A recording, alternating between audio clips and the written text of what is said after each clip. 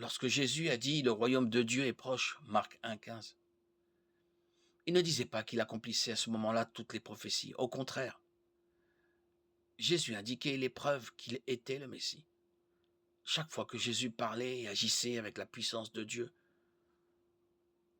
le royaume était en quelque sorte présent. Chaque fois que Jésus guérissait un boiteux ou chassait un démon, le ciel touchait la terre. Jésus donnait un avant-goût des choses merveilleuses à venir dans le royaume de Dieu. Emmanuel était en effet venu pour racheter Israël en captivité. Certaines promesses associées à la venue de Jésus n'ont pas été réalisées lors de son premier avènement. Le Seigneur lui-même le confirme dans Luc 4.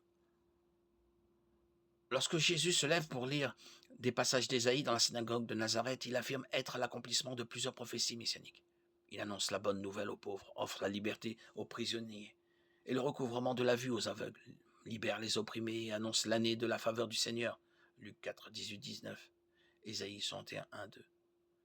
Mais Jésus s'arrête de lire au milieu de sa phrase et rend le rouleau à l'assistant. Aujourd'hui, dit Jésus, cette parole s'accomplit dans vos oreilles. Luc 4, 21. Jésus n'a pas tout lu. D'autres parties de l'eschatologie d'Ésaïe ne se sont pas réalisées ce jour-là, à savoir le jour de la vengeance de notre Dieu. Ésaïe 61, 2.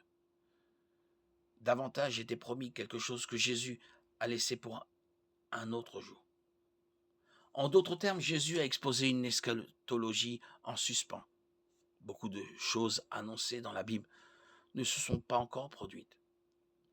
Nous attendons leur accomplissement dans la confiance que Dieu est fidèle et ne ment pas.